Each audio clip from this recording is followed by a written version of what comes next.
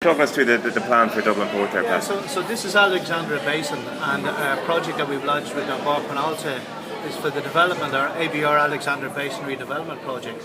So effectively what we're going to do is, where the lighthouse, as you can see there, that lighthouse is going to move back west, and it's the second time in its lifetime that that lighthouse has actually been moved. It's going to go back about 150 metres. We're going to take a chunk off that quay wall, and this, in fact, those jetties that you can see there are going to be removed.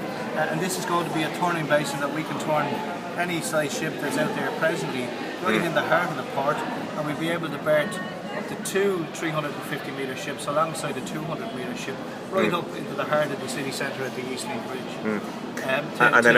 To maintain the marina across the way, because we're unique insofar as we have the commercial activity, but we also have leisure activity within the heart of the port as well.